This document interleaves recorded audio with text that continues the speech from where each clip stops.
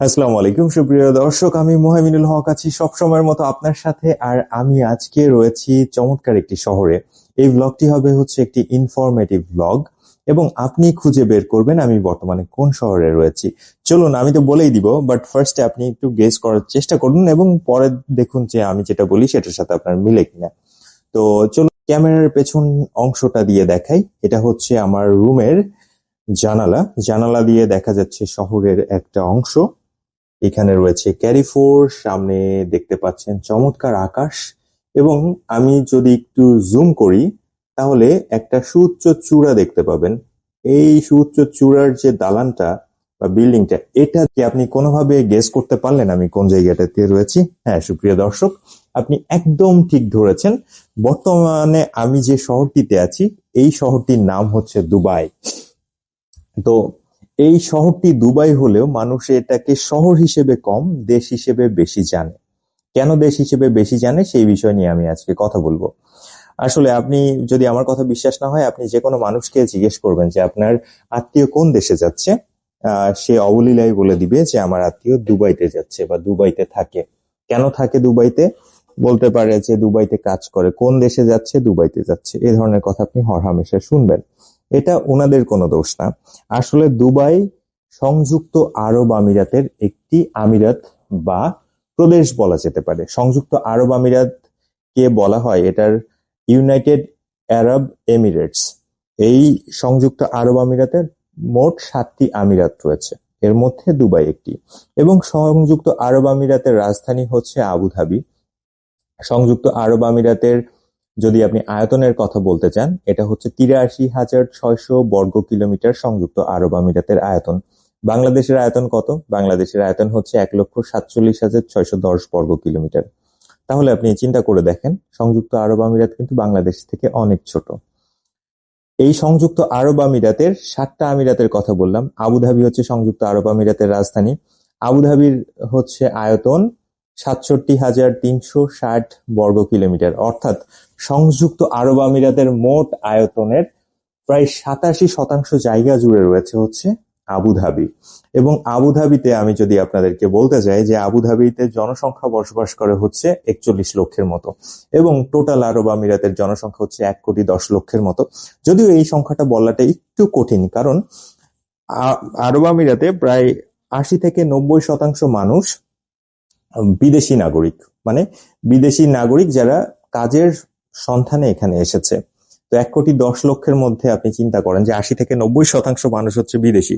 এর মধ্যে বেশিরভাগ হচ্ছে বাংলাদেশ, ভারত, পাকিস্তান, ফিলিপিন, কিছু সংখ্যক নেপালি মানুষ এখানে থাকে। তাহলে এইখানে যারা স্থায়ী নাগরিক তাদের সংখ্যাটা কিন্তু খুবই কম। আমরা দুবাইটাকে দেশ হিসেবে জানি, কিন্তু সংযুক্ত আরব আমিরাতের দ্বিতীয় বৃহত্তম শহর হচ্ছে দুবাই বা প্রদেশ হচ্ছে দুবাই আমিরাত।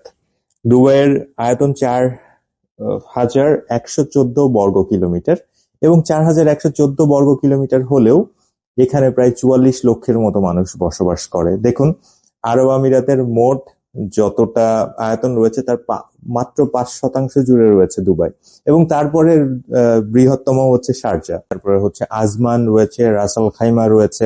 এরকম 7টা আমিরাত নিয়ে হচ্ছে আপনার সংযুক্ত আরব আমিরাত গঠিত। দুবাই হচ্ছে আরব আমিরাতের একটা শহর এবং বিখ্যাত শহর। দুবাই বিখ্যাত হওয়ার পেছনের কারণ রয়েছে, কারণ টুরিস্ট সবাই দুবাইতে আসে। এখানে অনেক বেশি মানুষজনের আনাগোনা। এখানে রয়েছে বুর্জ খালিফা, পাম জুমেরার মতো বিখ্যাত স্থাপনাগুলো, এবং আশপাশটা আপনি যদি দেখেন চমৎকার লাগবে।